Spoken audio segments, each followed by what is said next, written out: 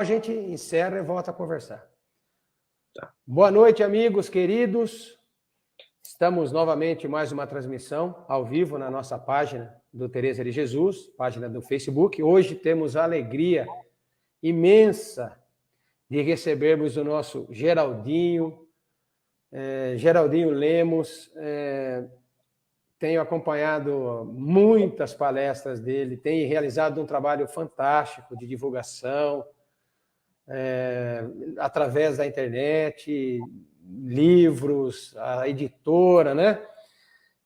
Mas antes de começarmos o nosso bate-papo aqui, antes de eu apresentar o Geraldinho e a gente iniciar os nossos trabalhos, eu apenas peço que todos fechemos os nossos olhos nesse momento, para elevarmos o nosso pensamento a Jesus, nosso mestre, nosso guia, que ele possa inspirar o nosso amigo Geraldinho, que vai nos esclarecer nessa noite, nos trazer as informações, respondendo às nossas questões. Que Jesus possa nos conceder momentos de reflexão, de muito aprendizado. Que assim seja. Bom, meus queridos amigos, o nosso convidado de hoje, Geraldinho, ele é dirigente da Casa de Chico Xavier, da cidade de Pedro Leopoldo, do portal e da TV Saber Espiritismo, que ali tem uma quantidade imensa de vídeos, muitas palestras dele ali, no portal Saber Espiritismo, no YouTube. E ele também é dirigente do Grupo Espírita Saber Amar de Belo Horizonte. Geraldinho também é médium, psicógrafo, escritor, palestrante espírita e editor da Vinha de Luz Editora. E o nosso querido Geraldinho conviveu com o Chico 22 anos, Geraldinho? 21, né? 21 anos, ele teve o merecimento, a honra, a alegria de conviver com um espírito tão iluminado como Chico Xavier. E o nosso tema de hoje é Chico Xavier e o futuro do Brasil pós-pandemia. Mas antes, eu passo a palavra ao Geraldinho, para o seu boa noite. Muito obrigado, meu querido, a todos os amigos aí. O nosso abraço, o abraço da Casa de Chico Xavier, do Portal Saber Espiritismo, da TV Saber Espiritismo e também do Grupo Espírita Saber Amar e da Vinha de Luz Editora de Belo Horizonte. É uma alegria participar com vocês dessa live. É um tema já bastante falado, não é? Bastante conhecido de todos nós, porque está diretamente relacionado com a transição planetária, com a mudança de paradigma que nós estamos vivenciando, uma vez que a Terra como um todo, não somente o Brasil, a Terra como um todo está neste momento de transição planetária, já passamos pelo ápice dessa transição planetária, que foi o ano de 2019, e já nos encaminhamos aí para os últimos 30 e poucos anos desta transição, que vai nos levar a 2057, que será, então, o raiar da nova era de regeneração no planeta inteiro. Quem disse isso foi Chico Xavier, no segundo programa Pinga Fogo, na TV Tupi de São Paulo, há 50 anos atrás. Não é? Ele foi perguntado por um telespectador, ao vivo, qual era a opinião de Emmanuel no sentido de se saber quando a Terra seria um mundo em regeneração. E o Chico foi muito assertivo, porque ele respondeu que nós estávamos, sim, numa época de grandes transformações, que as calamidades estariam por toda a parte do planeta, calamidades sociais, calamidades emocionais, calamidades espirituais, calamidades físicas, e que haveria um momento em que, na afirmativa de Emmanuel, por volta do ano 2057, atingiríamos o ponto de ingressar como planeta no rol dos planetas em regeneração. Mas que para que isso acontecesse, seriam necessários diversos tipos de transformações, o aceleramento do processo de mudanças, a fim de que pudéssemos atingir esse objetivo. Então, nós estamos exatamente nesta fase, desse aceleramento do processo de mudanças que vai nos levar, a Terra como um todo, nos próximos 36 anos, de 2021 para 2057, à condição de mundo em regeneração.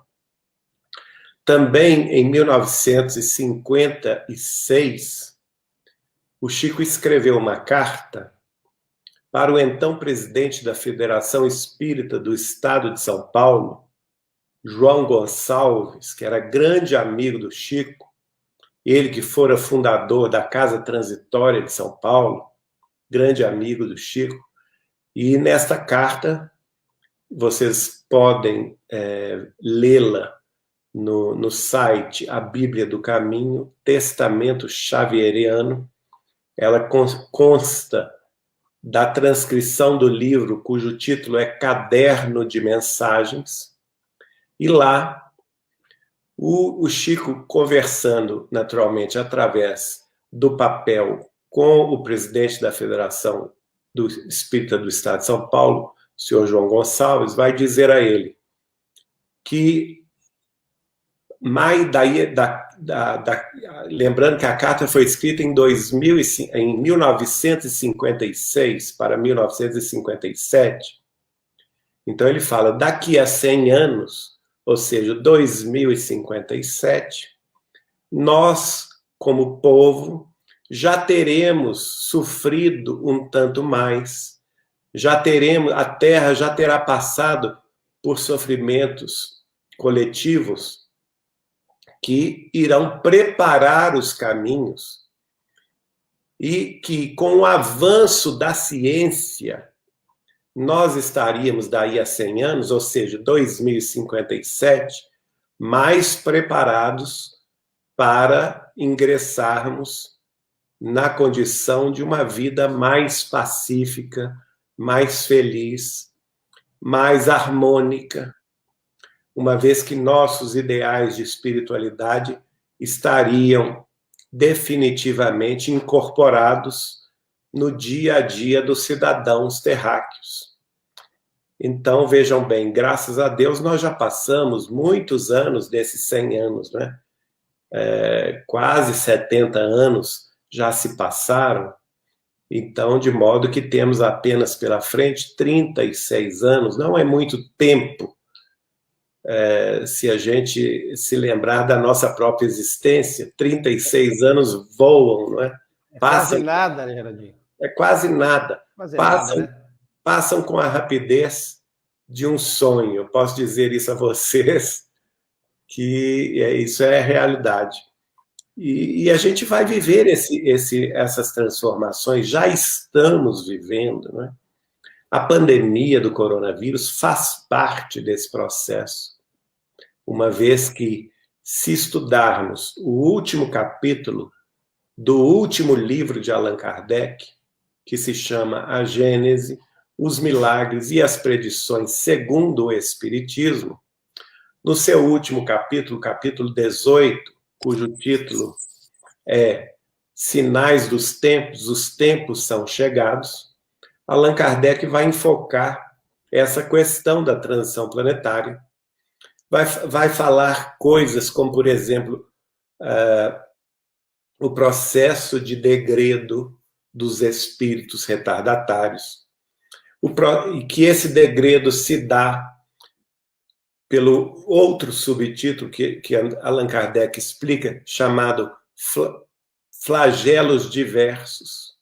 Então, que no ápice da transição planetária, a Terra viveria esses momentos chamados flagelos diversos.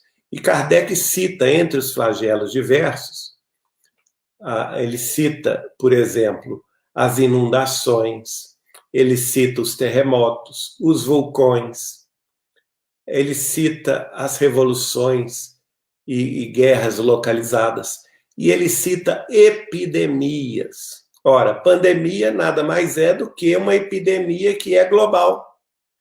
Então, tudo dentro do script de Jesus, que prepara-nos para o Apocalipse de João Evangelista, que não é nada de fim do mundo, ao contrário, o Apocalipse, na realidade, é justamente a consagração do Evangelho do Cristo na face da Terra.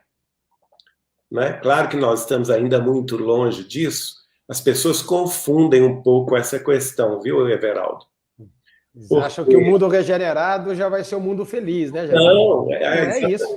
Não é isso, você falou tudo aí. Não é isso. Mundo em regeneração, a própria palavra já diz, em regeneração, quer dizer, é em processo de regenerar-se. Então, ele vai começar em 2057, mas ele vai durar 7.000 anos. Segundo daí chegarmos no mundo feliz, né? Uma nova transição, né, Geraldinho? Que é outra transição, que é a consagração do Apocalipse, que é o reino dos céus estar presente na terra entre os homens de boa vontade, uma vez que nesses 7.000 anos, que são 70 séculos, cada um de nós outros, se tivermos merecimento de aqui ficar, porque Jesus é muito claro a respeito disso. Ele disse assim: bem-aventurados sois vós, os mansos e os pacíficos, porque herdarão a terra. Olha só, ele não promete o reino dos céus, ele promete a terra. Parece até um contrassenso.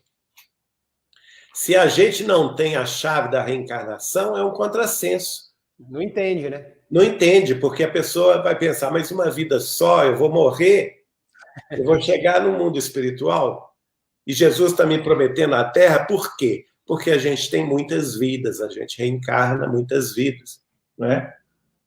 A terra regenerada também, né, Geraldo? E nós teremos, veja bem, não é para desanimar ninguém, ao contrário, eu vejo isso como uma animação. Nós teremos 70 séculos para reencarnar aqui na Terra e fazer a evangelização de nós mesmos. Olha só, realizar em nós o Evangelho de Jesus, a sabedoria da espiritualidade maior, conhecer todas as ciências. Veja que o desafio é muito grande, porque é isso que interessa. Para atingirmos a sabedoria, eu tenho que conhecer todas as ciências. Isso dá tempo de uma vida só? Impossível, né? Impossível.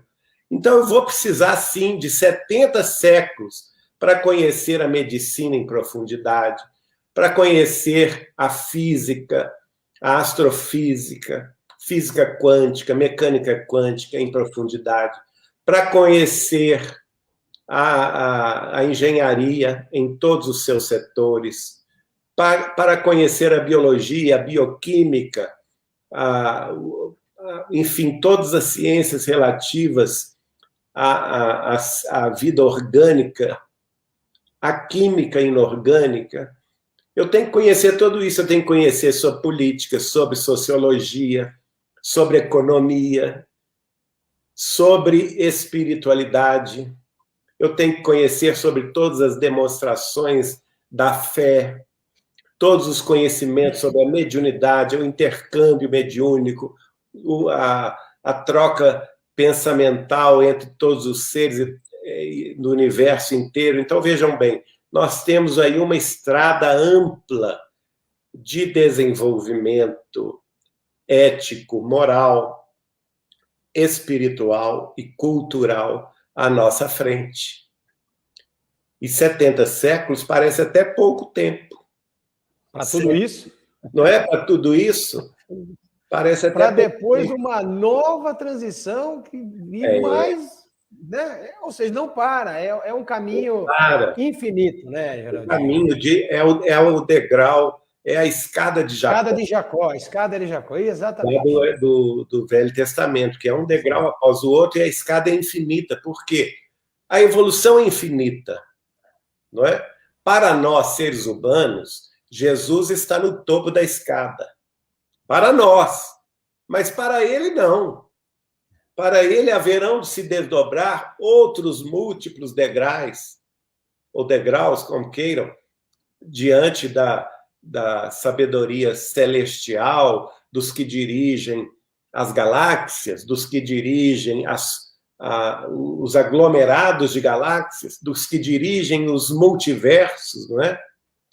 Agora, isso nos escapa a cabeça, não dá para a gente pensar nisso. Nós temos que pensar mais com o pé no chão, café com leite e pão de queijo na mesa, né? Porque senão a gente fica doido. Deixa eu te fazer uma pergunta, Geraldo. Nós sabemos que o Chico,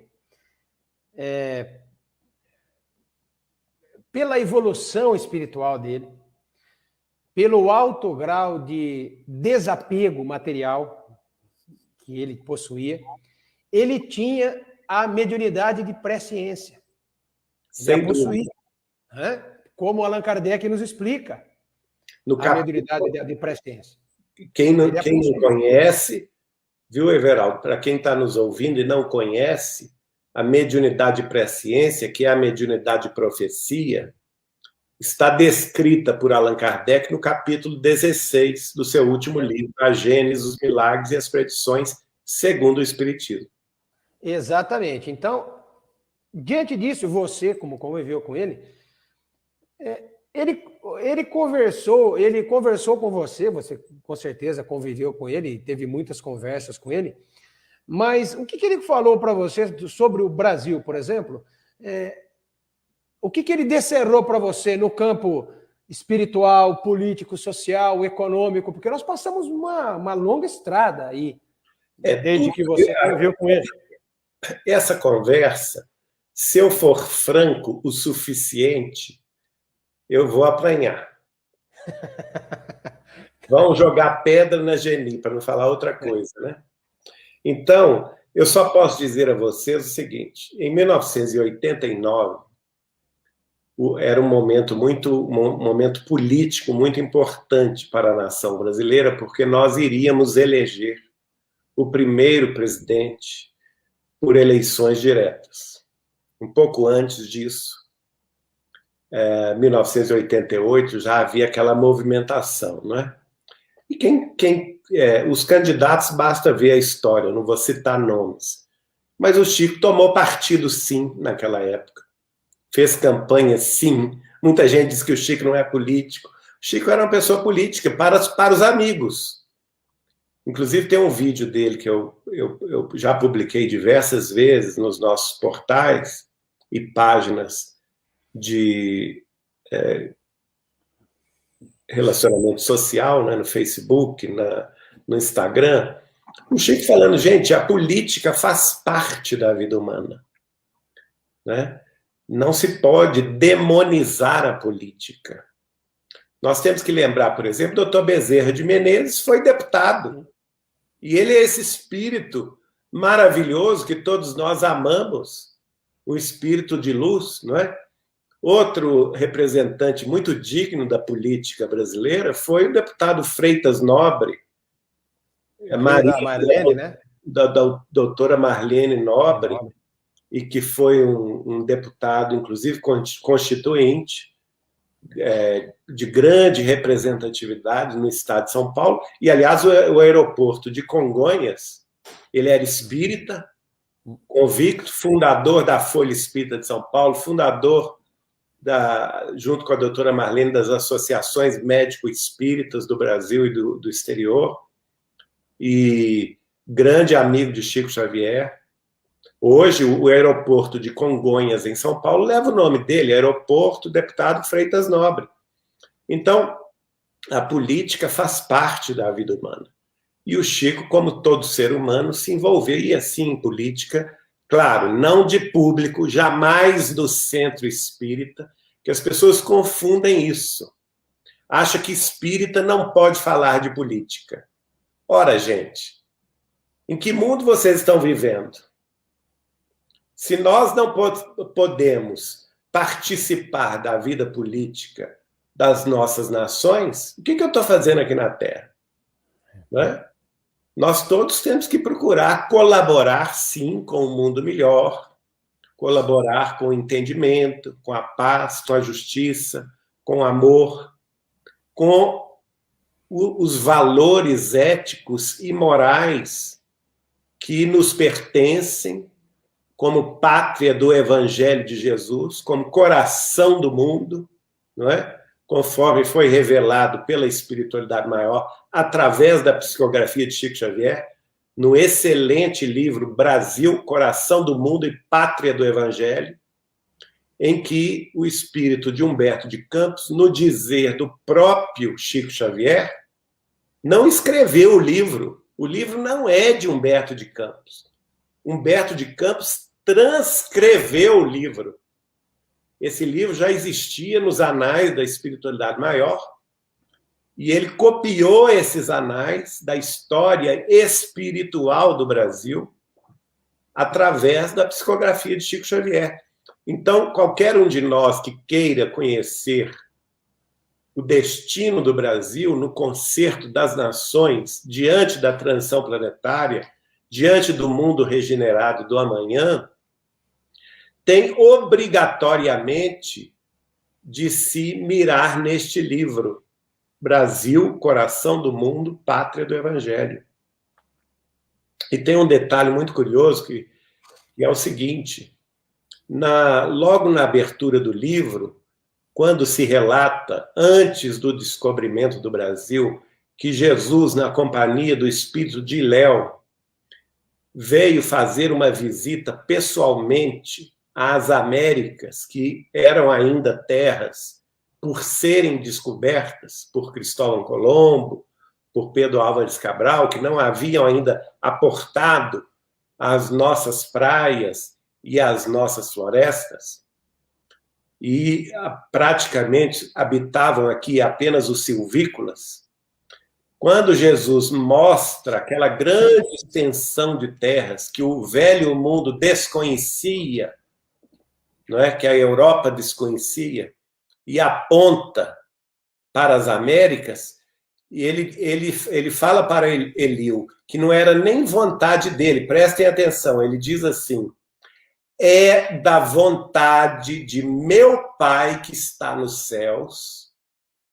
Ora, então é da vontade de Deus que para o sul das terras desse grande continente, ou seja, a América do Sul, seja transplantada a árvore do meu evangelho.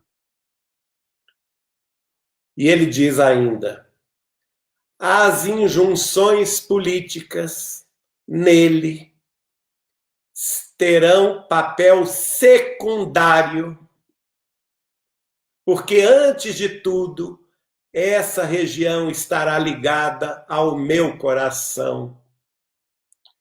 E o sinal da cruz, espelhado no cruzeiro, que é o Cruzeiro do Sul, será refletido na fraternidade legítima, no coração da gente que aqui habitará, no sinal da fraternidade, unindo todos os povos. E mais adiante ele ainda revela para Eliú que a porção norte da América, quer dizer, na época não era América, né? Porção norte do continente, será situado o cérebro do novo mundo. E coração e cérebro precisam estar trabalhando em sintonia. Ou seja, o Brasil e os Estados Unidos da América do Norte precisam estar juntos. Isso é da vontade de Deus, não é da vontade de ninguém mais do que Deus. Segundo revelação do próprio Cristo, do próprio Jesus, transcrita dos anais da espiritualidade maior para a face da Terra em 1937, 38, que se constitui no livro Brasil, Coração do Mundo, Pátria do Evangelho. Ora, então, minha gente, nós não podemos ter dúvida a respeito disto. O Brasil é sim a pátria do Evangelho, por vontade de Deus. Não é à toa que nós somos a maior nação católica do mundo. Não é à toa que nós somos a maior nação espírita do mundo. Não é à toa também que estamos nos tornando numa das maiores nações evangélicas do mundo. E não é à toa também que o sincretismo afro-brasileiro, trazendo as tradições culturais, religiosas da África e fundindo-as com o cristianismo, tem adotado nas casas da Umbanda, no Brasil, a palavra de nosso Senhor Jesus Cristo. Então, vejam, isto faz parte da alma do brasileiro. Isto faz parte do nosso destino. E nós temos que defender, sim, este patrimônio espiritual, moral e ético do Evangelho de Jesus, que está incrustado em nossas almas, na nossa fé genuína, na fé genuína desse povo bom e humilde de coração, que é o povo brasileiro, que, à custa de muitos sacrifícios nos últimos 5 séculos, tem construído uma nação muito digna, apesar de todos os pesares, de todas as lutas inglórias, de todas as corrupções, de todos os desvios lamentáveis, de todos os vilipêndios que ela tem sofrido. Então, voltando à sua pergunta, em 1989, o Chico previu para mim tudo que nós viveríamos a partir dali. O perigo que era o Brasil se entregar às doutrinas comunistas, o perigo que era essas mesmas doutrinas quererem, no futuro do país, querer tirar Jesus, as práticas religiosas, a reverência a nosso Senhor Jesus Cristo de nossas tradições, que se isso ocorresse, seríamos todos perseguidos, que se isso ocorresse, até mesmo as reuniões espíritas seriam proibidas e perseguidas, que nós viveríamos uma época de trevas em que as reuniões cristãs, sejam católicas, protestantes ou espíritas, seriam realizadas como na Roma antiga, debaixo das catacumbas, e que isso não poderia ocorrer de forma alguma, que Jesus não ia permitir isto, e por isso mesmo Chico vai previu para mim os últimos de 1989 até 31 anos depois, tudo o que aconteceu. Os partidos políticos vencedores, as corrupções, quem seria preso ou deixaria de ser preso, né? Tudo aconteceu. A virada dos últimos anos, tudo isso foi previsto por Chico Xavier. Agora, não vou entrar em detalhes, porque daqui a pouco vão me atirar pedra. Eu não estou nem um pouco preocupado comigo.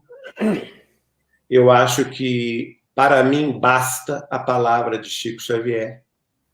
E, para mim, basta a previsão que ele fez, que o Brasil seria, sim, defendido por Jesus para cumprir o seu destino, o destino que lhe foi confiado por ordem de Deus, nosso Pai, para que ele tivesse, no futuro da humanidade regenerada, um papel preponderante de espiritualização dos povos, porque esta é a nossa missão. A nossa missão é mostrar ao mundo a mediunidade com Jesus e o Espiritismo, mostrar ao mundo que a vida continua, que existem planos de vida espirituais depois da morte do corpo.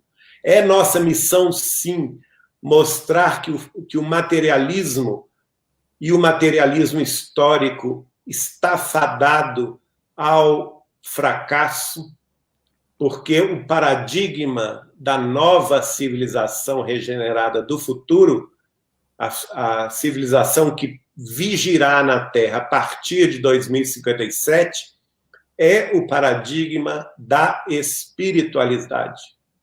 É a espiritualidade que vai, pelas mãos da ciência, que veio com a missão de provar todos os postulados espíritas cristãos da agora para frente, os postulados de que a morte do corpo físico não encerra a vida, que a alma sobrevive após a desencarnação, que o espírito vive em planos de vida em dimensões diferentes da dimensão terrestre, que eles podem sim se comunicar conosco, podem sim nos influenciar, e que esta comunicação, através do pensamento, se dá o nome de mediunidade, e que nós, por nossa vez, podemos sim nos comunicar com todos os seres do universo, através da força do pensamento.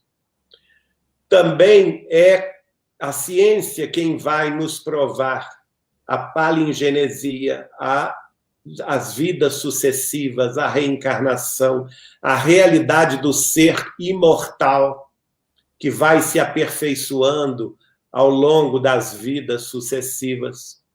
E é também a ciência, nos próximos anos, que irá provar a existência de civilizações extraterrestres, a maioria delas muito mais avançadas do que nós, e que, segundo o próprio Chico Xavier, no programa Pinga Fogo, disse: nós, então, compreenderemos que não somos o único mundo criado por Deus e que fazemos parte de uma família universal. Então, vejam bem, os desafios são imensos, mas, por isso mesmo, os benefícios, as conquistas também serão maravilhosas. E é por isso que devemos todos manter o espírito cheio de esperança, cheio de vivacidade, cheio de curiosidade para descortinar os novos conhecimentos que virão pelas mãos dos cientistas, que, no dizer de Emmanuel, no prefácio do livro Missionários da Luz, se converterão, enfim, em sacerdotes do Espírito, demonstrando-nos a realidade de que a matéria não existe. Maravilha. Geraldinho, uma outra questão que eu tenho aqui também,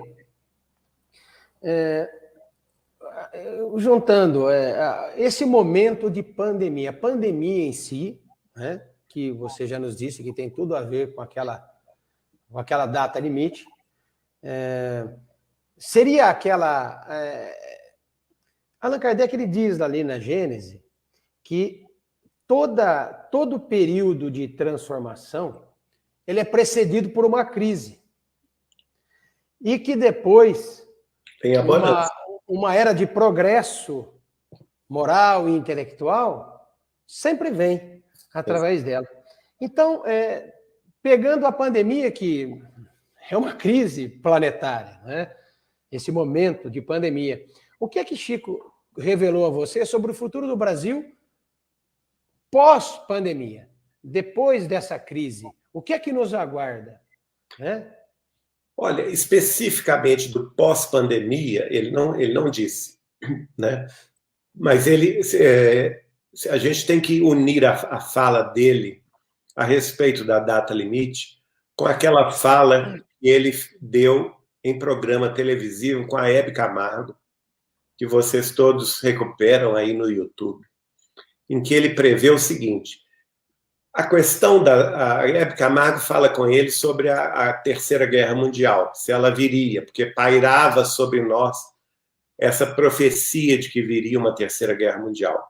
E o Chico concorda com ela, que estava sobre as nossas cabeças de fato, esta profecia, mas que isso tinha uma razão de ser, porque nos milênios anteriores nós vínhamos guerreando, matando uns aos outros, invadindo cidades, dilapidando patrimônios, fazendo saques, pirataria, matando mulheres, crianças, idosos, escravizando os vencidos. Então, que nós tínhamos débitos coletivos muito grandes, né? Ele cita a Guerra das Cruzadas, que, em nome do Cristo, invadiu o mundo muçulmano durante quase 5 séculos. Ele cita também a questão da Inquisição da Igreja Católica, que perseguia todos aqueles que não concordavam com os arbítrios de Roma, né, do papado. Ele cita a Guerra dos 100 anos, que durou 127 anos entre a Inglaterra e a França, e, por fim, ele chega no século XX com as guerras mundiais. Então, ele diz para Hebe Camargo, não resta dúvida que nós temos esse karma. O karma é nosso. Agora, se a gente não pode pedir a Jesus que nos livre desse karma, porque é a nossa dívida, nós podemos, sim, pedir a Jesus que o pagamento desse karma venha pelo mínimo de dores. Olha só, a sabedoria do Chico. E a misericórdia divina, né? E a misericórdia divina.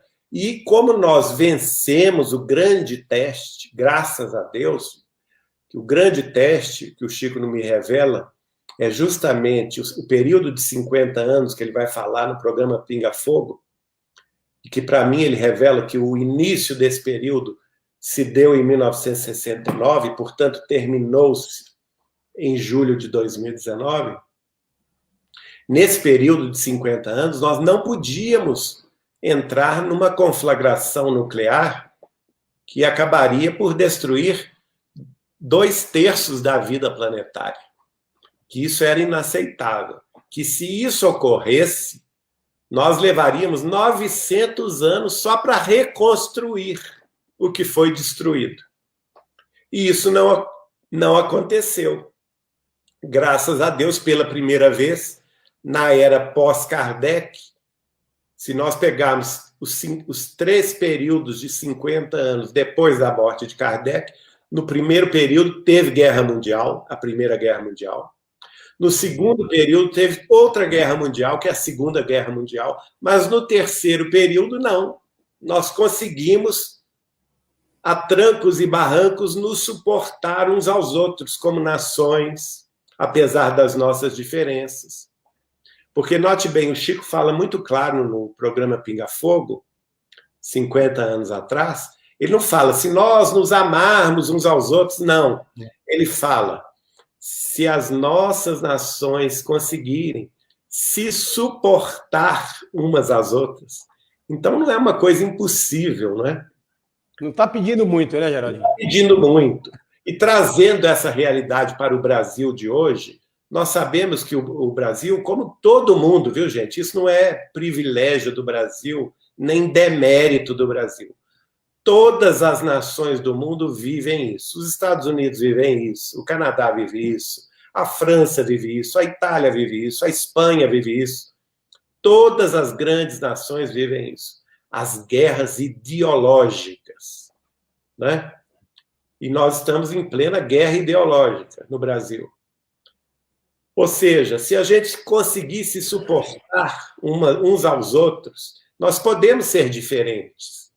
Nenhum de nós pode ter a presunção de achar que num mundo como o nosso nós vamos ter uniformidade de pensamento, uniformidade de sentimento, uniformidade de compreensão sobre a vida, sobre a política, sobre os movimentos sociais, sobre a economia, sobre a espiritualidade, sobre a religião, mesmo sobre a ciência, não é? Até os próprios cientistas divergem, quer dizer, nós não temos ainda, estamos muito longe dessa condição de uniformidade pacífica dos conhecimentos. Nós somos pessoas distintas, diferentes, temos opiniões distintas, sim, temos opiniões do campo político, ideológico, social, econômico.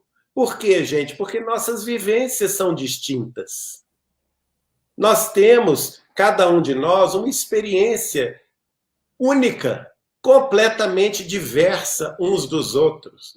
E é claro que nós vamos basear as nossas escolhas, e nesse processo de escolha, nós estamos exercitando o nosso livre-arbítrio, estamos exercitando a nossa tolerância, estamos exercitando a nossa paciência. Não é assim? Para quê? Para que nós possamos cultivar o terreno do nosso coração para que floresça nele e dê frutos em nossas almas ao amor crístico, ao amor de uns pelos outros, sem exigências, não é? Conforme Jesus nos ensinou, amai-vos uns aos outros como eu vos amei. Então, esse é um processo que está em andamento. E nós não podemos achar que todos devem pensar como nós, que todos devem concordar como nós, conosco, porque isso é utopia. Nós temos que aprender a respeitar as diferenças. Nós temos que aprender a reconhecer que nós não temos todo o saber, que nós não temos todo o conhecimento, que nós não temos toda a verdade. Porque a verdade, ela, na realidade, é a união de vários pontos de vista.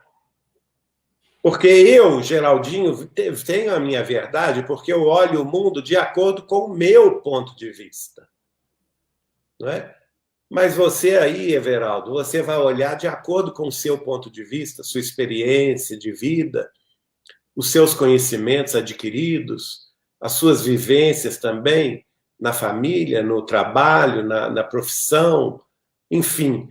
E a verdade é o quê? É justamente não a vista de um ponto, mas a soma de pontos de vista, de ângulos diferentes, fazendo com que possamos ver, em inglês a gente chama de the great picture, né? O grande retrato. E isso a gente só vai ter com a experiência e com a bênção do tempo. E é preciso a gente reconhecer isto, porque isso faz parte do nosso amadurecimento moral, o amadurecimento ético, o amadurecimento espiritual. Não basta ter só cultura, não basta ter só inteligência e também não basta ter só sentimento. A nossa evolução se dá por todos esses ângulos, por todas essas asas do conhecimento e do amor. E é por isso que a gente tem que aprender a respeitar as diferenças, conviver em sociedade.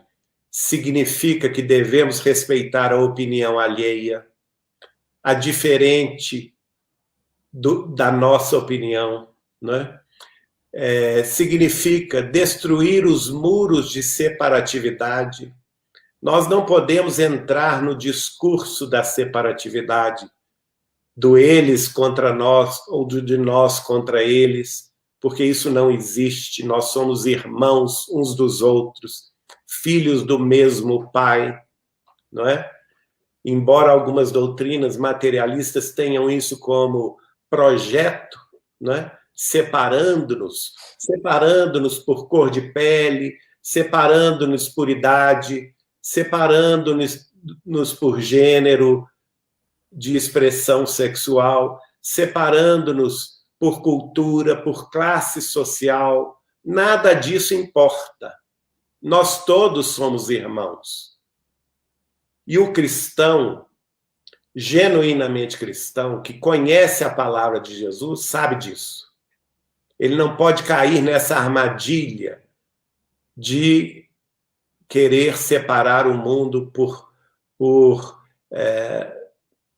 locais estanques de vitimização ou de pretensas lutas sociais que não levam a nada. A única construção é a construção da unidade na diversidade. Nós precisamos aprender a conviver em sociedade com os diferentes, com respeito mútuo. Respeito mútuo.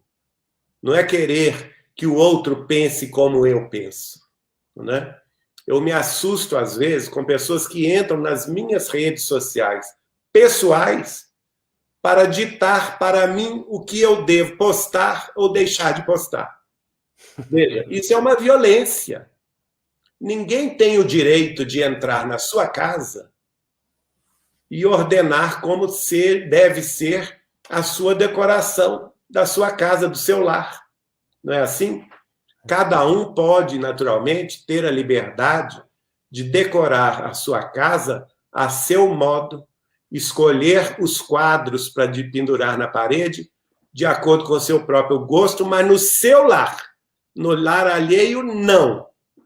Né? Isso é falta de respeito. E hoje, infelizmente, as redes sociais, muita gente está faltando com respeito, porque acha que tem o direito de entrar na sua casa, que é o seu lar virtual, e ditar para você o que você deve ou não falar, ou deve ou não postar. Então, vamos aprender a respeitar o espaço público do outro. Isso também é democracia, isso também é cristianismo, isso também é respeito.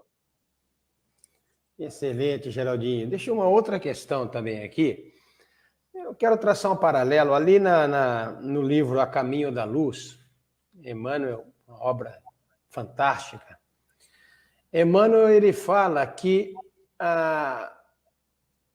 sob a Europa está ali pendente como uma espada, fruto dos equívocos de milênios do continente europeu. E, por outro lado, o nosso país, ele apresenta recursos assim naturais inigualáveis. A fartura, a quantidade de água que nós temos aqui, a vastidão das terras, a riqueza das nossas terras, a fertilidade do nosso solo. E nós abrigaríamos tranquilamente aqui 1 bilhão de pessoas no nosso solo. E Emmanuel fala isso aqui. Até mais, até viu? Mais, com a produtividade que nós temos hoje, né?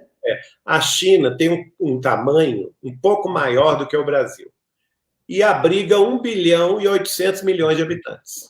Exatamente. Então, e o próprio Emmanuel fala que o Brasil asilaria. Veja bem, a palavra que ele usou, o verbo é asilar. Asilaria tranquilamente 900 milhões de pessoas. Exato. Você acredita que o Brasil poderá receber no futuro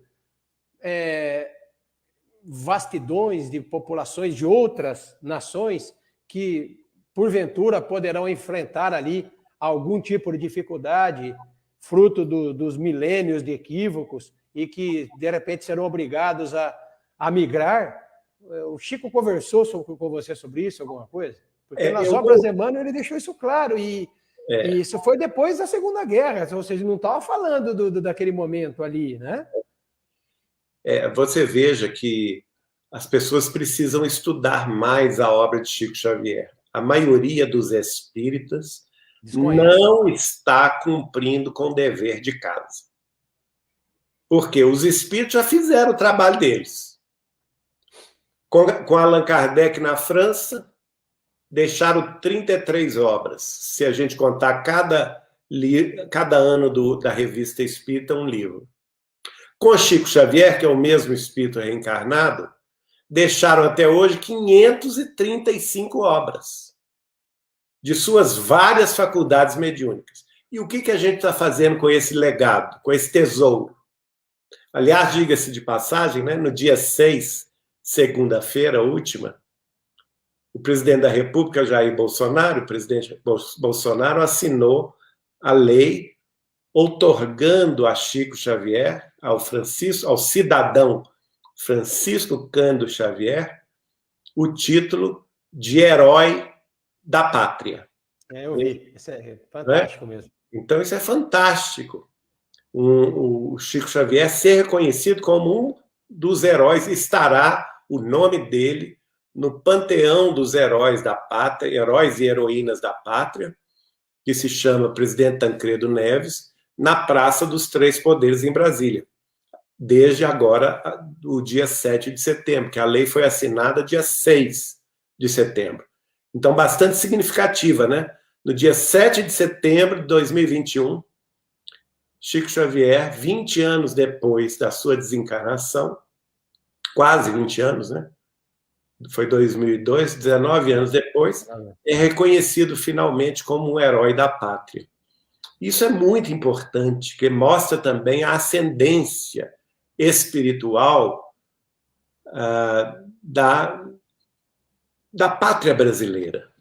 A ascendência mesmo do Brasil como coração do mundo e pátria do Evangelho de Jesus.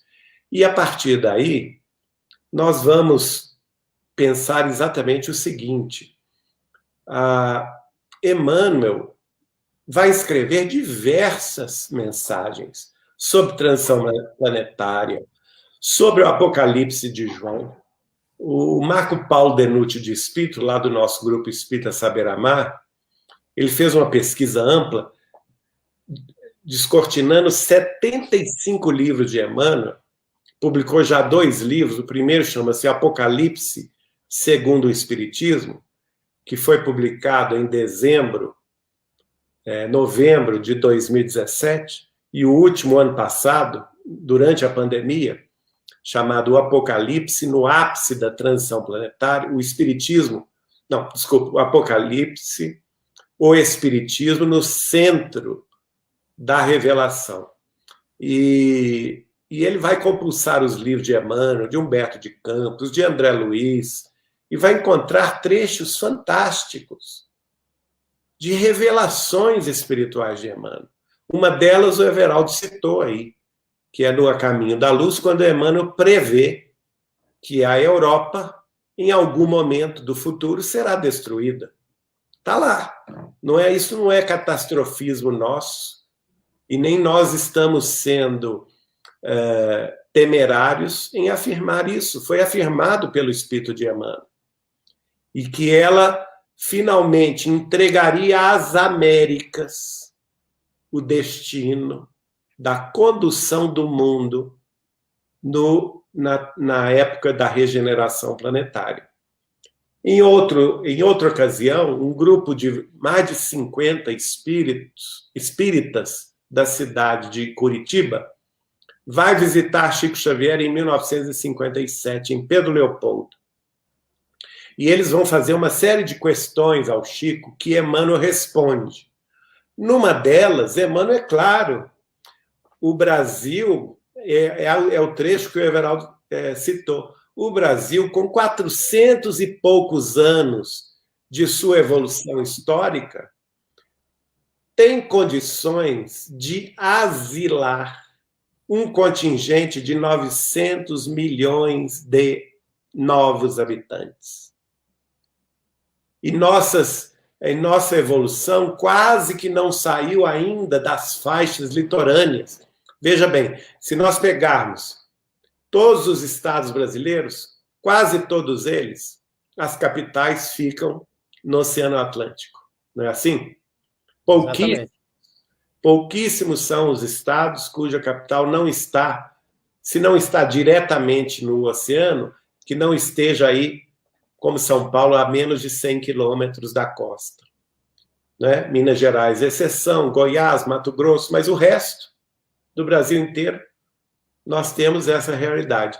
E o Emmanuel disse, diante do futuro, nós temos um grande desafio, não é? Para que estas terras sejam produtivas, para que elas sejam habitadas. Agora, o verbo que ele utilizou, muito bem lembrado aí por você, é asilar. O que é asilar? É dar asilo. Ora, você dá asilo a quem é refugiado. Seja refugiado de guerra, seja refugiado de perseguição política e ideológica, seja refugiado por questão também de pandemia. Climática, pode ser, né? Questão climática. E, o mais importante, que eu acredito que vai acontecer. Nós ainda temos o desafio, isso foi previsto por Chico Xavier, não somente para mim, mas para outros amigos. Eu cito aqui Dona Suzana Maia Mozinho, né? Que nos relatou isso com detalhes, a mim, ao Carlos Malab, a Jussara Malab, que ouviu dela. A outras pessoas, como, por exemplo, Carlos Bacelli e a esposa dele, Márcia Bacelli, de Uberaba, que ouviram do Chico Xavier sobre a questão, inclusive escrito, né? O Chico escreve cartas. Está no livro, inclusive, que nós publicamos, das cartas do Chico ao Carlos Bacelli, que é o livro Chico Xavier, o médium dos pés descalços. Estudem esse livro. Lá tem previsão extraordinária sobre a Amazônia, sobre o interesse das nações europeias e dos Estados Unidos na Amazônia, não por questão de proteção de floresta, não, porque isso é conversa fiada, viu, gente? É para tomar conta das nossas riquezas. O Chico fala lá claramente do movimento internacional para tomar a Amazônia do Brasil. E com um viés muito mais econômico do que de proteção de florestas.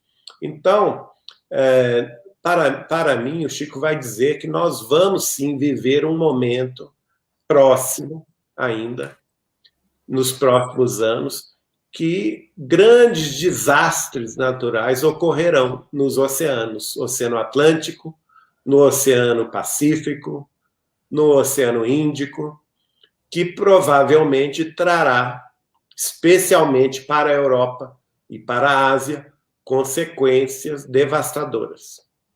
Tá?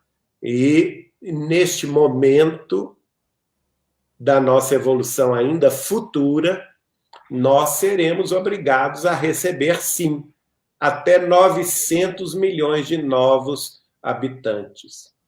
Quem duvidar disso, pode ouvir o próprio Chico Xavier fazendo uma palestra. Aliás, o Chico raramente fazia palestra, mas essa ele pediu para ser gravada, na visita que ele faz em 1993 ao Grupo Espírita Perseverança de São Paulo, e recepcionado lá pela dirigente do grupo, ele acaba fazendo uma palestra de 22 minutos, uma palestra magistral, em que ele prevê esse futuro do Brasil. Tem ela no YouTube, Geraldinho? Tem ela no YouTube, tem ela no portal Saber Espiritismo, no Facebook, nós a publicamos recentemente, é o Facebook do portal Saber Espiritismo, Grupo Espírita Saber Amar. Tem também no Facebook da Casa de Chico Xavier de Pedro Leopoldo. Legal. Tem também no YouTube do portal Saber Espiritismo. E o Chico fala exatamente isso. Olha, até agora o Brasil foi preservado, tendo em vista as nossas ascendências espirituais. Mas até agora nós temos aprendido o Evangelho de Jesus. mas chegará um momento que nós seremos forçados a exemplificar o Evangelho de Jesus, para talvez receber irmãos de outras terras. Olha só. Isso o Chico fala claramente em 1993. Para mim, ele disse, talvez venhamos a receber a invasão militarizada dos outros povos, que, desesperados com a destruição das suas nações, por eventos cataclísmicos, venham ocupar o nosso Brasil. Ele ainda fez assim, ó. Fez assim uma cruz. E nesse momento pode ser que o Brasil seja dividido em 4 outras nações, cada uma delas sendo ocupada por povos diferentes. Ele cita, por exemplo, que a Amazônia, junto com o norte da América do Sul, seria ocupada pelos americanos do norte, canadenses e mexicanos. Que o nordeste do Brasil seria ocupado pelos eslavos, russos, poloneses, ucranianos, né? Esse pessoal. Que o oeste, o centro-oeste do Brasil seria ocupado pelos amarelos, pelos chineses, japoneses e coreanos, junto com a Bolívia, o Peru, o Equador, não é? E que o sul do Brasil, junto com o Uruguai, a Argentina e o Chile, seria ocupado pelos europeus. E veja, então o Brasil seria reduzido ao sudeste, segundo Chico Xavier. Ao sudeste, mais algum pedaço de Goiás e de Brasília. Ora, nós seremos talvez humilhados em nossa nacionalidade, segundo Chico Xavier. Mas aí é que deveremos demonstrar aos povos invasores, talvez, a nossa fraternidade, o nosso conhecimento do Evangelho de Jesus, que muitos deles desconsideraram nos últimos séculos. Muitos deles se entregaram ao materialismo. As suas nações de hoje são essencialmente materialistas. A religião tem pouca ou quase nenhuma presença. Não é assim?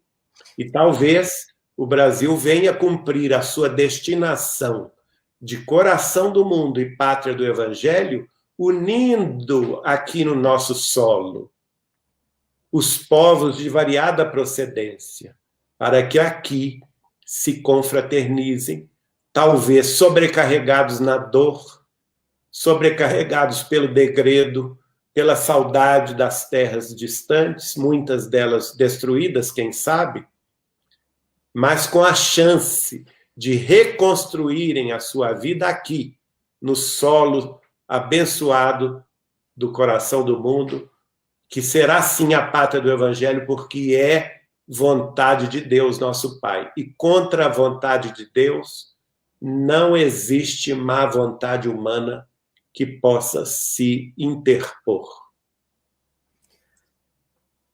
Excelente, Geraldinho. Aguardemos, né? Geraldinho, e com relação aos avanços científicos? Eu sei que alguma coisa o Chico deve ter conversado com você, mas você também é muito ligado nessa área. O que você pode nos falar dessa revolução científica que nos aguarda aí? Essa revolução científica... né? Desculpa. Essa revolução científica, esse avanço, a internet do 5G, tantas coisas estão para surgir, né? Nós estamos... A pandemia, muita gente gosta de olhar o lado das catástrofes só pelo lado negativo. Se você ligar a televisão, dá vontade até de deitar no túmulo, de tanta tristeza, né? Mas o melhor que a gente tem a fazer é desligar todas as televisões atualmente, porque elas só dão notícia ruim. Então, nós temos que buscar a ferramenta do conhecimento superior através da internet, que ela é livre, né? E buscar grupos de estudo, lives, buscar o aperfeiçoamento profissional, conhecer as coisas que estão acontecendo hoje, que não são capa de revista, não são manchete de jornal e não estão nos telejornais, não é? Deixa o lixo para fora da sua casa mental e vá procurar conhecimento. Nenhum de nós está vedado, está impedido de procurar o conhecimento hoje em dia. Porque basta uma conexão com a internet e você tem acesso ao conhecimento. Agora, é preciso saber buscar, saber procurar. Então, eu recomendo a vocês que vejam, procurem sempre ver pela internet o lado bom das coisas, que já está acontecendo. A pandemia, por exemplo, do coronavírus, trouxe muito sofrimento? Trouxe. Mas ela está trazendo avanços inimagináveis para a ciência humana. Avanços no campo da tecnologia, que foi apressada a toque de caixa, não é?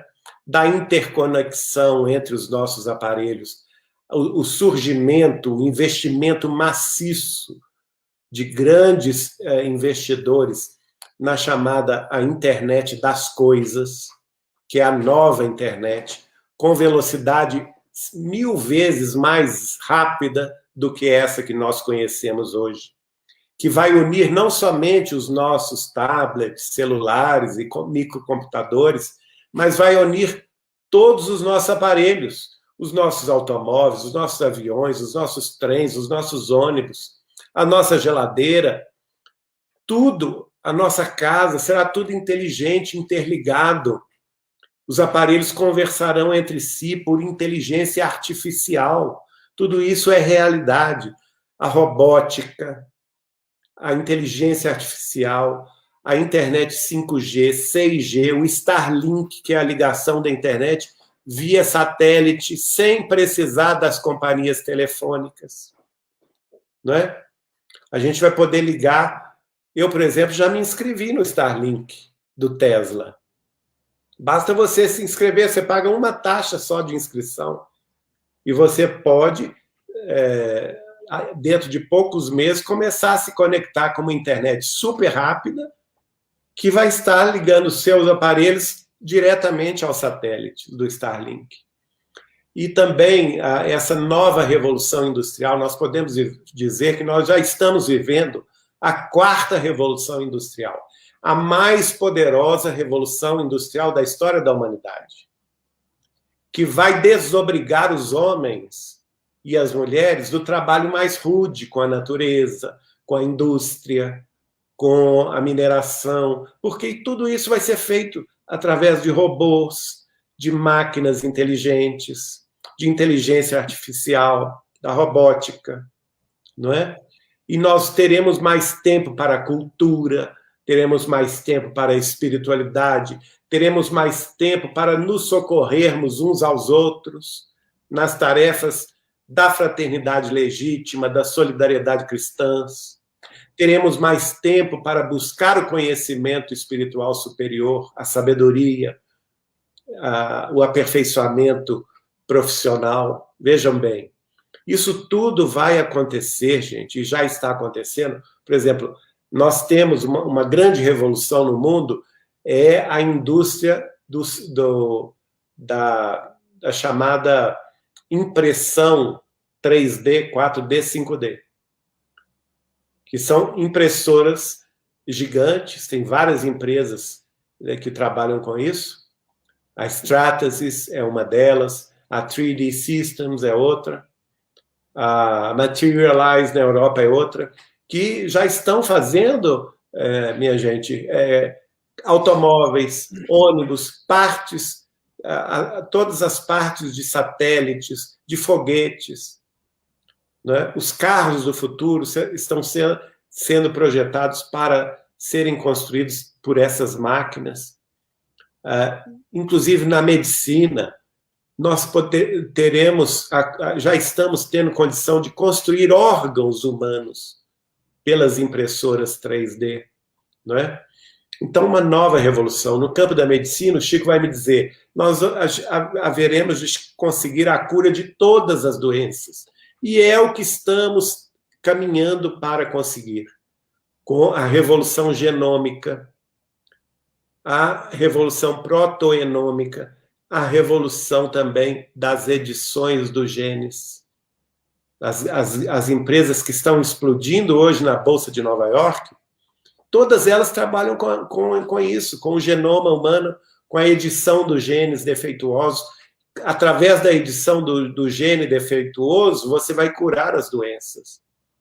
E eu cito várias delas, porque eu acompanho isso, eu tenho recebido informes científicos dessas empresas de pesquisa no campo genômico, no campo da edição de genes, no campo da biotecnologia. Então, é um mundo novo que está se abrindo diante de nossos olhos agora. Não é para daqui a 10 anos, não, é agora. Isso já está acontecendo. E por isso que nós temos que nos maravilhar, sim, com o mundo novo. Esquecer esse pessimismo, esse lixo que virou a televisão ultimamente, os jornais e as revistas, e buscar o que é perene para a nossa vida, que é o conhecimento, que é a busca da cultura, é o aperfeiçoamento interior. Cada um de nós pode fazer isso. Aos jovens, por exemplo, eu conclamo, dentro de 5 anos, mais da metade das ocupações profissionais não existem hoje. Serão tarefas que hoje não existem, mas que daqui a 5 anos ocuparão 50% dos empregos no mundo. A previsão desse boom econômico, dessa nova revolução industrial, que muitos chamam de quarta revolução industrial, outros chamam de América 2.0, ou mundo 2.0, ou até mesmo 3.0, é uma geração de renda da ordem de 57 trilhões de dólares. E nós não podemos ficar à margem disso. O Brasil não pode ficar à margem disso. O Brasil tem que caminhar, tem que evoluir, tem que abrir as suas fronteiras para se integrar com quem? Com a América do Norte, que é a grande locomotiva do mundo, não é? Para receber, sim, investimentos, trocar experiências e poder produzir aqui essas novas tecnologias, 5G, 6G, as baterias elétricas, né? A energia solar. O Brasil é um país tropical, nós podemos produzir toda a energia através do sol, que nos favorece quase que 12 meses por ano, né? Também os veículos que vão deixar cada vez mais de precisar de fósseis, de combustíveis fósseis, para se utilizar de baterias elétricas, baterias de lítio, baterias de grafeno, baterias de materiais de terras raras, de vanádio, que estão explodindo pelo mundo, não é? Há alguns estados americanos, por exemplo, que já proíbem que no ano 2030 se tenha veículos com combustível fóssil transitando. E o Brasil não pode ficar à margem disso. Nós precisamos nos integrar ao mundo regenerado do amanhã, porque esse mundo que vai dar mais riqueza, esse mundo que vai dar mais proteção também à nossa natureza, porque ele vai ser menos predatório, vai respeitar mais também a vida animal. Nós temos que pesquisar, por exemplo, a questão alimentícia, deixar de apenas nos fiar na matança dos nossos irmãos animais para benefício próprio do nosso consumo, das nossas mesas fartas. não é? Temos que substituir, sim, a carne, temos que substituir todos os derivados da vida animal, porque esses nossos irmãos menores sofrem horrores nas nossas mãos. E no mundo regenerado de amanhã, isso não pode continuar acontecendo. Isso é um desrespeito à natureza. Porque a maioria de nós bate no peito e fala assim, vamos defender a ecologia. Mas está esperando por ele um churrasco no sábado, não é? Ora, 60% do nosso campo é justamente desmatado para quê? Para abrigar o rebanho que será abatido para o nosso próprio consumo. Então, nós temos que ter mais sinceridade. Se queremos preservar a natureza, então vamos deixar, sim, de comer carne, de matar os nossos peixes nos rios, nos oceanos. A matança de peixes, minha gente, nos oceanos, chegou a um ponto crítico. Existe um documentário que os senhores podem ver no Netflix, se não me engano, no Now também, que é horrendo, mostrando as atrocidades que os navios pesqueiros do mundo inteiro fazem no solo dos nossos oceanos, acabando com a vida marinha. E que essa situação é insustentável. Então não venha me dizer que eu parei de comer carne, vou comer peixe, que é trocar 6 por meia dúzia. A gente tem que procurar novas formas de alimentação, de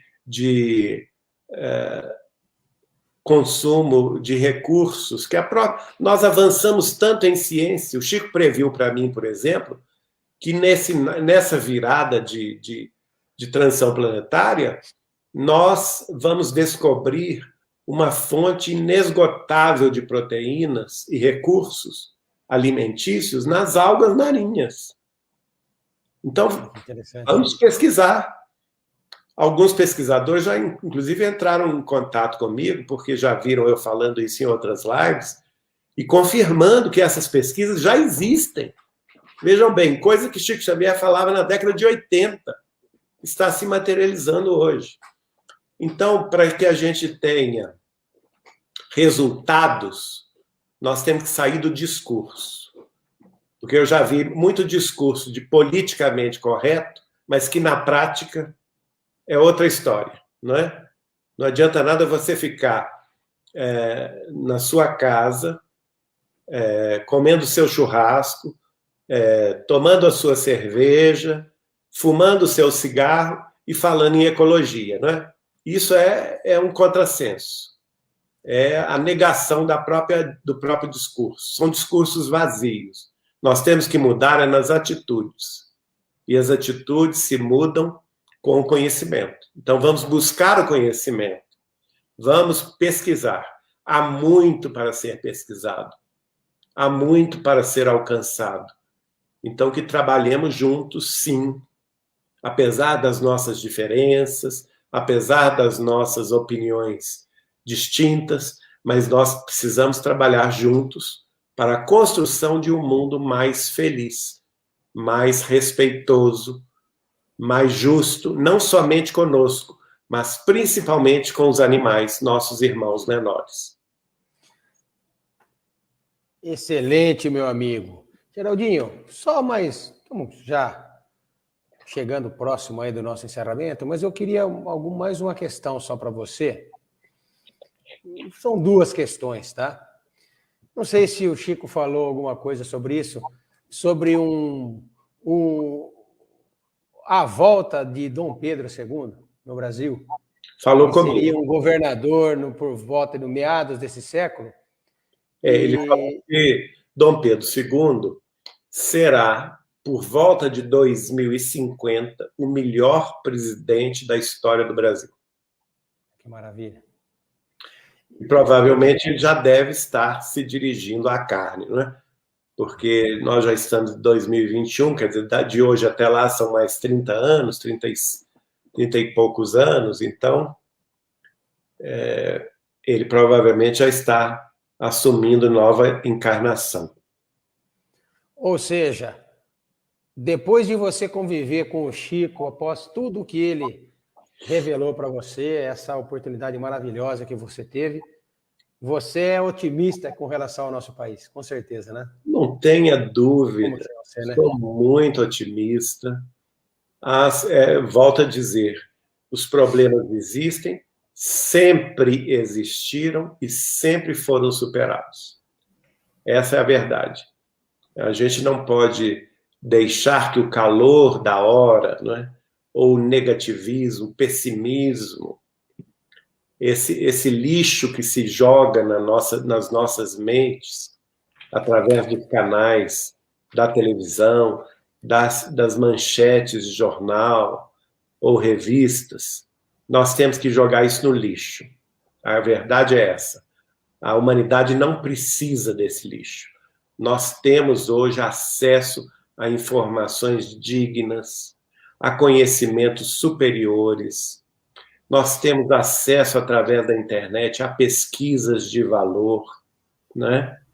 A descortínios extraordinários no campo da ciência, no campo da filosofia, no campo mesmo da religiosidade. Nós, como espíritas, nós nunca tivemos tanta chance como agora. E isso só veio depois da pandemia. A gente tinha começado timidamente, não é? Antes da pandemia. Mas a verdade é que a doutrina espírita se tornou multimídia depois da pandemia. Nós não usávamos o recurso, né, Geraldinho? Nós tínhamos o recurso, mas não sabíamos usar por preguiça ou comodismo. E eu me incluo nisso, eu já usava, mas bem menos. Né? Dependia de outras pessoas. Hoje em dia, nós temos tantas plataformas de comunicação online, que é como essa que nós estamos utilizando hoje, que é ao vivo, que não depende de gasto nenhum, não depende de viagem. Antigamente a gente tinha que sair para viajar, pegar um avião, às vezes gastar dinheiro com transporte, com alimentação, com hotel, sacrificando a nossa convivência na família. Hoje a gente não precisa fazer isso. Basta a gente marcar o horário de uma live como essa, de 1 hora. Nós estamos agora chegando a 1h25. Olha só, quanta coisa foi falada aqui em 1h25.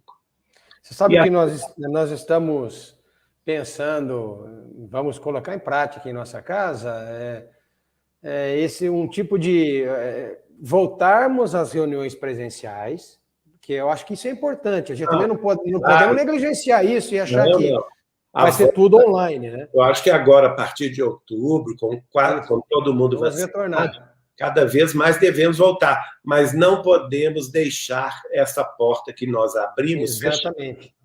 E sabe o que nós estamos pensando, Geraldinho? Fazer, por exemplo, um palestrante de fora, nós projetarmos ele numa tela online, as pessoas ali assistindo a palestra, interagindo com ele, finalizando o trabalho, vai para os passes, vai para o...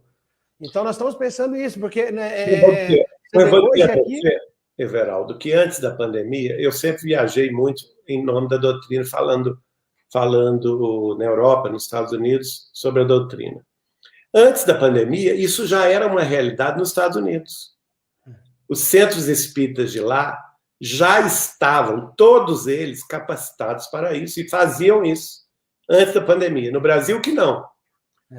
Então, de certa forma, a pandemia nos forçou a esse avanço para mostrar que a tecnologia é simples, não depende de muita coisa, e que nós, em comum acordo, cada um colaborando com um pouquinho, podemos fazer isso.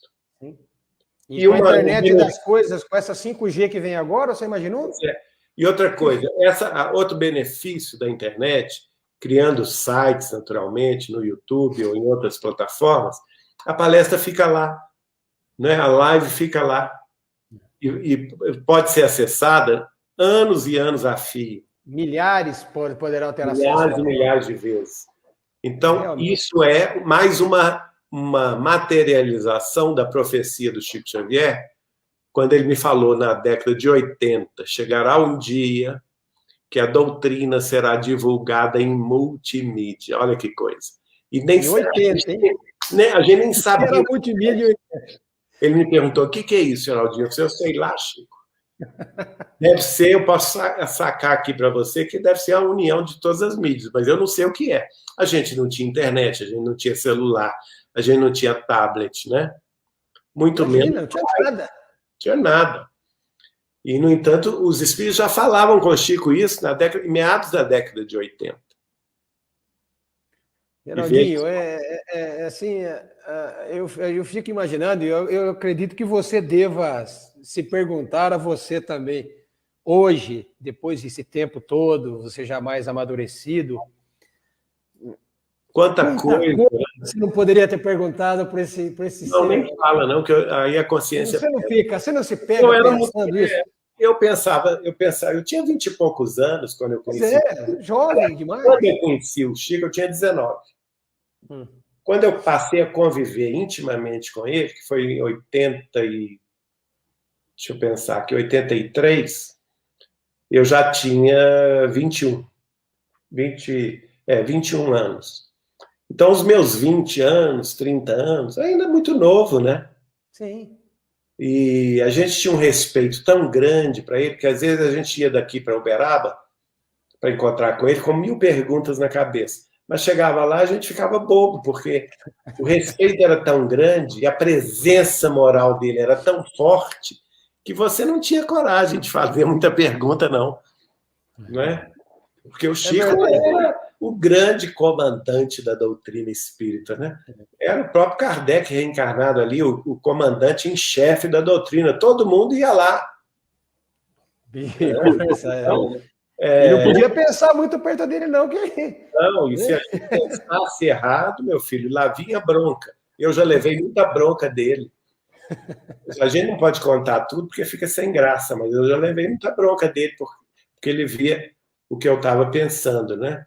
Mas, por outro lado, muitas vezes eu pensava, ele está ufanista, né? Eu pensava, como jovem, naquela época eu frequentava uma mocidade espírita, o jovem é muito irreverente, né? Ele não sabe nada, eu que sei tudo. Não, eu não chegava a pensar isso, mas a gente é sempre muito crítico, né? E ele falava certas coisas que eu pensava assim, gente, esse homem tá doido. O que é isso?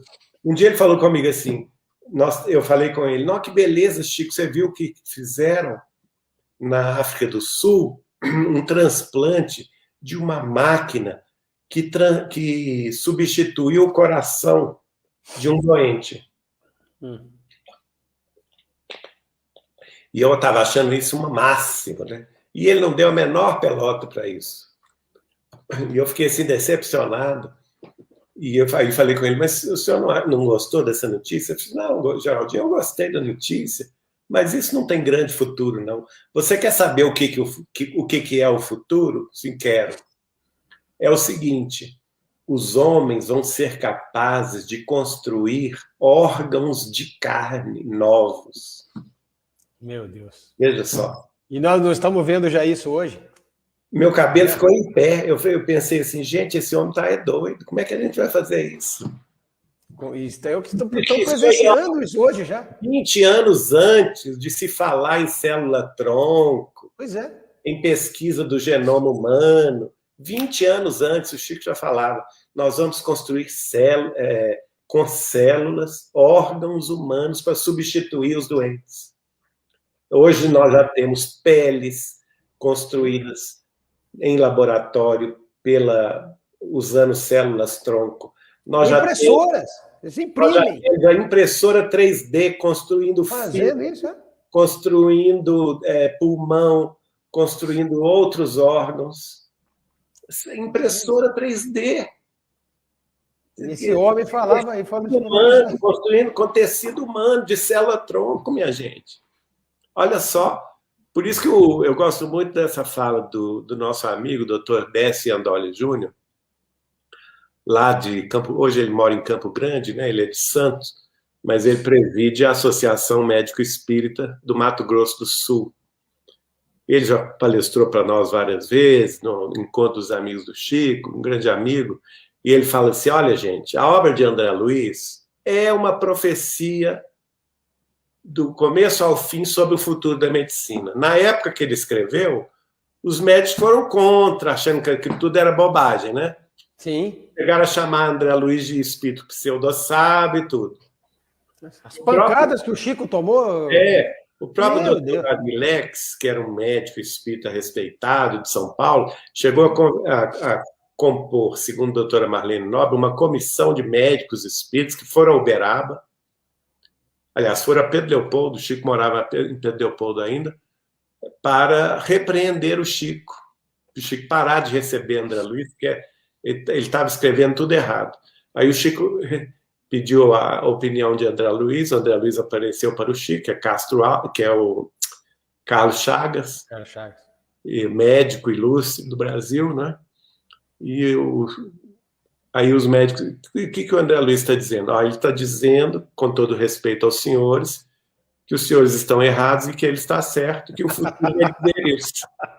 Os senhores aguardem que o futuro vai dizer isso. E tanta coisa foi confirmada do que André Luiz falou, Sim. Aí há 20, 30, 40, 50 anos depois, e aí o Décio conclui assim, de forma, minha gente, que quem quiser apostar comigo, eu aposto qualquer coisa que o Chico vai, o resto que ainda não está comprovado, vai ser comprovado no futuro. Exatamente. Porque até agora, o índice de acerto de André Luiz é 100%.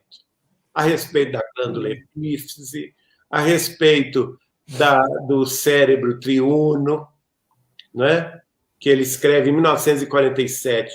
Um cientista vai escrever um trabalho num congresso de medicina, primeira vez em 1969, e só vai ser publicado o livro em 1990, sobre aquilo que André Luiz escreveu no Mundo Maior, em 1947. Então, tem avanços extraordinários ali. E nas obras de Emmanuel também, os romances de Emmanuel, há 2000 anos, quantas coisas ali, rapaz, que ele, né? Ele deixou pistas ali que eles vão pesquisando e comprova. Eu costumo dizer o seguinte, os romances de Emmanuel, em primeiro lugar, não são romances. São romances épicos, porque eles dizem respeito à história da humanidade. Então, eles interessam à humanidade inteira. Em segundo lugar, são prova inequívoca da imortalidade da alma. Por quê? Quando Emmanuel escreveu esses romances, de 1935, mais ou menos, que começou a 37, até 1947, o último que foi Renúncia, quando ele escreveu isso, na época que ele escreveu, o conhecimento historiográfico do mundo, oficial da ciência do mundo, das universidades, recusou, rechaçou, porque aquilo que estava ali nos livros não era confirmado pela ciência. Sim. Né? Ele chegou a ser taxado de fantasioso, ele chegou a ser ridicularizado pelos historiadores, né? E o mais interessante, só depois dos anos 2000, que trabalhos de mestrado, doutorado nas universidades da Europa, dos Estados Unidos, do Japão, da Rússia, pesquisas foram exatamente comprovar aquelas informações, algumas delas por escavações antropológicas, né? Escavações, por exemplo, do metrô de Roma, que achou muitos artefatos, muita coisa, confirmando fatos da vida romana do primeiro e do segundo século, que estão descritos por Emmanuel. Então, quer dizer, aquilo tudo Emmanuel escreveu já sabendo que no futuro seria confirmado. Não tem nada ali fora do lugar, é impressionante. Pela própria ciência historiográfica, que hoje admite, quer dizer, se você compara o que o Chico escreveu com os trabalhos de mestrado e doutorado a que me referi, está tudo lá. Exatamente. Então, horários, por exemplo, o horário do trânsito de Roma. Você sabia que Roma tinha horário de trânsito definido, trânsito de pessoas, era um horário nas ruas, trânsito de carga tinha horário definido, não podia ser fora daquele horário, e trânsito de liteiras e carroças, também num horário diferente. Tudo isso está lá no livro. E depois a antropologia vai comprovar isso. Comprovando tudo. Tudo. Então, é fantástico. O próprio Marco Paulo Denucci de Espírito, que eu citei, tem um trabalho que ele foi publicado já também, mostrando que só na pesquisa dele, do há 2.000 anos, encontrou 208 pontos de confirmação histórica, geográfica e antropológica do que Emmanuel escreveu em 1938 e que foi confirmado em trabalhos de mestrado e doutorado nas universidades depois do ano 2004. Você imaginou? Então, como que isso é possível? Chico Xavier saber isso com antecedência? Não. É porque o Espírito existe. Emmanuel viveu isso há 2.000 anos atrás. É irrefutável. É irrefutável. Não dá para você refutar, não tem condição. Eu fico imaginando, Geraldinho, um romance como há 2.000 anos. Eu até acredito que no futuro eles vão ainda fazer. Você imaginou que filme? Não, vamos fazer. Que série que não daria? Que novela? Exatamente. Que roteiro que não teria? Pode esperar. Meu Deus, é algo assim. Você pegar ali e narrar aquilo. Você tem um roteiro para um filme, para uma série, para uma novela espetacular, épica. Eu chego até a fazer uma previsão aqui um pouco temerária, mas eu vou fazer. A obra de Chico Xavier vai influenciar a história da humanidade nos próximos 1.000 anos. Eu também acredito. Ele será estudado nas universidades, a sua presciência será compulsada nos mínimos detalhes. E vocês vão ver que tudo isso vai ter grande relevância para o mundo regenerado de amanhã. E não há de vir agora com Emmanuel reencarnado e o Chico do outro lado. Ou seja, nós vamos ter material aí, amigo.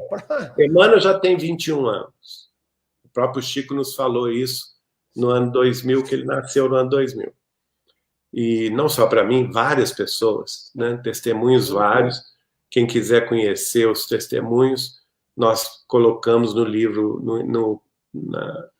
na apresentação do livro Deus Conosco, que inclusive estamos lançando outra edição agora, essa semana. E para mim, ele disse, o trabalho dele no mundo espiritual com Emmanuel aqui no Brasil vai se estender até o ano 2100. Veja bem. Meu Deus. Ele, Chico Xavier, escrevendo através de Emmanuel reencarnado. Então, nós estamos falando, minha gente, de 79 anos. Na minha opinião, já deve ter até começado. Não é? Porque o Chico começou com 17, se Emmanuel já tem 21, Emmanuel já deve ter começado. Sim. Deve estar nas primeiras letras, os primeiros rascunhos. Então, nós temos 79 anos pela frente de maravilhas. Temos que ser otimistas. A nossa querida amiga de Uberaba, que preside a Aliança Municipal Espírita de Uberaba, Sônia Barçante, ela estava numa reunião do Grupo Espírita da Prece, em Uberaba, e o Chico, já muito cansado, terminou a reunião, terminou de atender o povo, e ele, então, se ausentou da carne, saiu desdobrado. Todo mundo respeitava esse momento, esperava ele voltar. Quando ele voltou, ele que estava cansadinho, abatido, já idoso, né? Voltou cheio de alegria, parecia que tinha acordado aquele instante, né? Cheio de energia, sorridente, feliz. E ela percebeu isso e disse, Chico, você voltou com muita energia, com muita alegria. Posso te perguntar onde que você foi? E ele disse, pode. Eu fui ver o bebezinho Emmanuel já no berço, já reencarnado. Isso foi no início do ano 2000. E ela, então, ficou muito feliz e perguntou para ele assim, mas como que nós vamos saber que é ele? E ele respondeu, pela obra. A obra vai falar por ele. A obra vai falar por ele. Não precisa ficar procurando Emmanuel, não. Tem muita gente que fica, Olha, onde ele está, não se preocupa, a obra vai falar por ele. A obra vai falar por ele. Né? E o Chico falou comigo, Chico, vai escrever até 2100. Veja bem, o compromisso dele com Emmanuel e o Espiritismo durou 3 séculos. Na França, com Allan Kardec e Emmanuel no mundo espiritual. No Brasil, com Chico Xavier e Emmanuel no mundo espiritual. E agora o contrário. Chico no mundo espiritual e Emmanuel aqui na Terra. Então, veja, é muita coisa que vem pela frente, coisa boa, benéfica, positiva, para cima, espiritualidade na cabeça, não é? No coração, na alma, conhecimento superior, nova ciência, nova filosofia, nova religião, como disse Emmanuel, religião cósmica do amor e da sabedoria, que é a religião característica da nova geração, do mundo regenerado de amanhã. Você sabe, Geraldinho, que até para a gente já finalizando, mas eu tenho assim, e você deve ter essa impressão também, o Chico, ele era espiritualmente superior aos espíritos que psicografavam com ele. Olha, o Marcelo tem uma frase que eu concordo plenamente com ele. O Chico emprestava espiritualidade aos espíritos que escreviam por ele. Eu concordo. Sabe por quê? Humberto de Campos não tinha espiritualidade. Não tinha. Demonstrada. André Luiz também não. André Luiz não tinha, gente. André Luiz tinha sido um homem sem religião na última vida. Né? Sim.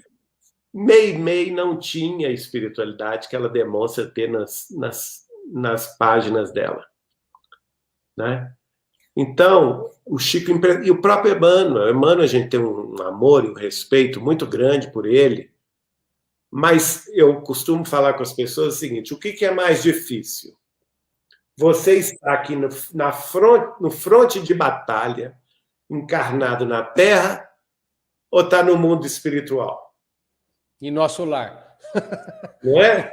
O que é mais difícil? O mais difícil é estar aqui na Terra. Sem dúvida. Quem veio 2 vezes sucessivas para estar no fronte da batalha, ordenado por Jesus? Kardec e Chico.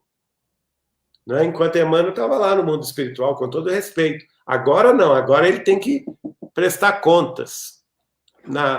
O Chico falou com ele assim, o senhor vai ver quanto é difícil ser médium na Terra. Quando você estiver aqui. Mas aí ele revidou ao Chico. Pois você, Chico, vai ver o quanto é difícil guiar um médium na Terra. Não deve ser fácil também, não. Também porque se nós pensarmos a época, Geraldinho, porque você ser espírita hoje... hoje é fácil, né? Depois que o Chico desbravou Bezerra de Menezes, esses grandes luminares vieram, era fácil. Hoje é fácil, mas naquela época, meu amigo... Uma das primeiras pessoas que falou de espiritismo comigo, eu era criança, minha tia-avó, Adélia Machado de Figueiredo. E ela era 10 anos mais velha que Chico. Ela já era espírita quando Chico era criança ainda.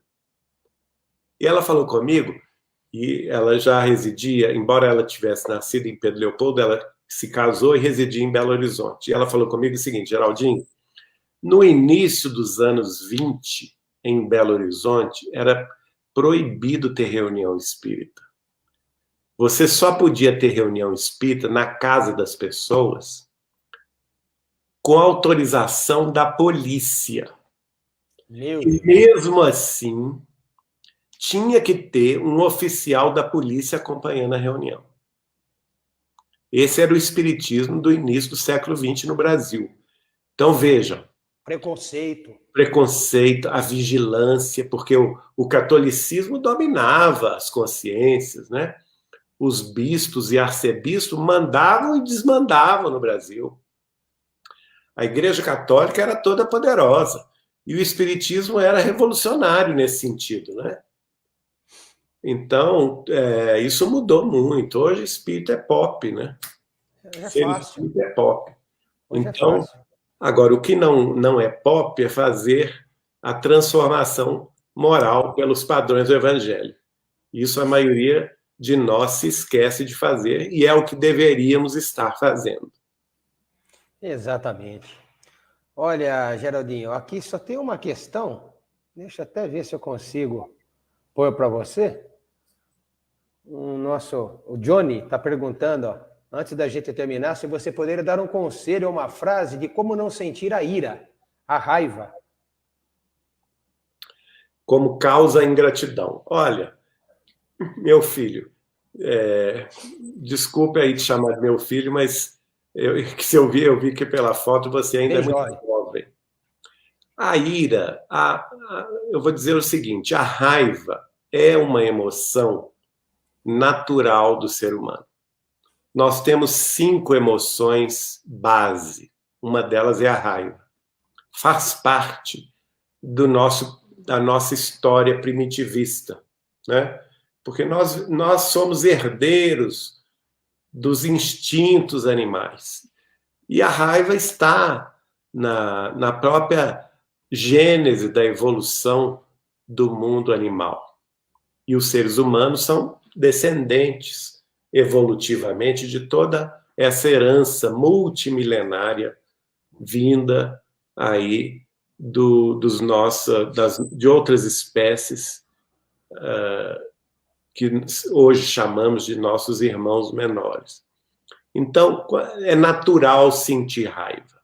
É natural sentir-se indignado por uma traição ou por uma decepção ou por qualquer outro tipo de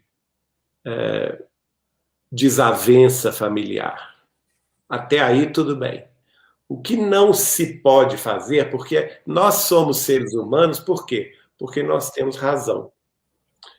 E nos é dado uma condição de refletir os nossos momentos, de pensar sobre os nossos sentimentos básicos, entre eles a raiva, né?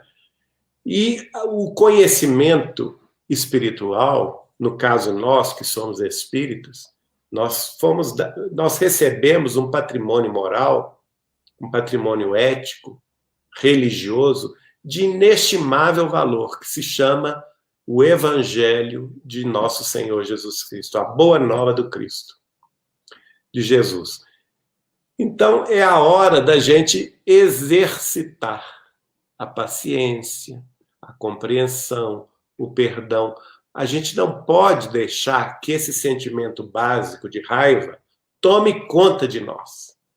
Porque se ele tomar conta de nós estaremos mais próximos dos irracionais. E aí, quem vai nos dominar é a ira. E da ira à violência, o passo é de 1 segundo. Então, é por isso que muitos crimes são cometidos com a explosão da ira, que é o quê? Que é o sentimento de raiva descontrolado. Ora, nós somos seres humanos racionais, nós podemos nos controlar.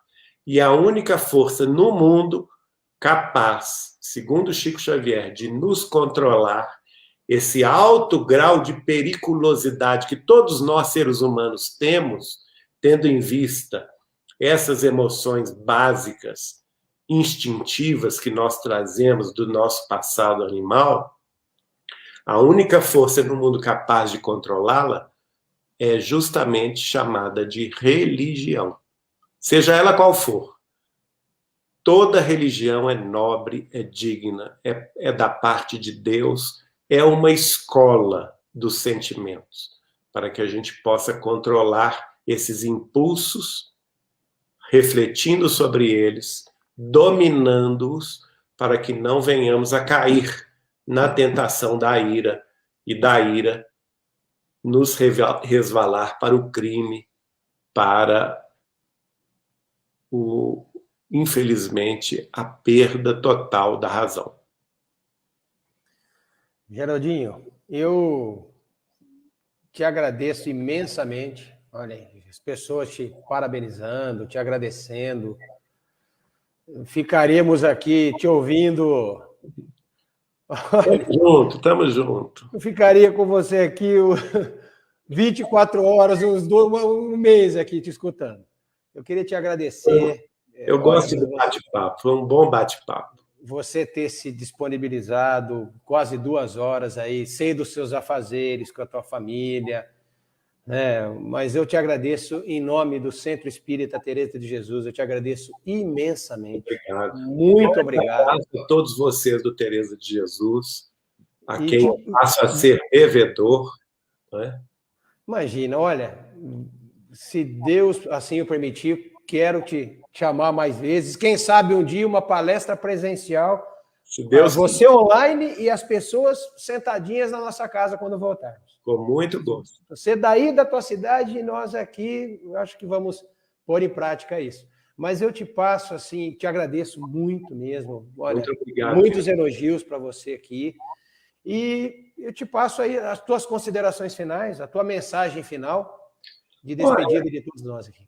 Eu fico com aquela mensagem que o Chico dizia: não existe maior amor do que este, o de dar-se a vida por um amigo.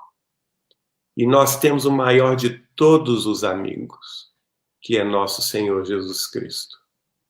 Então, que todos nós possamos, no dizer de João Evangelista, ter o maior amor do mundo, que é o darmos a nossa vida por este amigo divino que é Jesus de Nazaré. Que esse mestre, então, nos console, nos conforte, nos envolva e permaneça em nossos corações por toda a eternidade. Que assim Te seja. agradeço, muito obrigado. Um Beijo. Agradecimento a todos os que ficaram conosco aqui e até uma próxima. Assim seja. Grande abraço, queridos. Tchauzinho.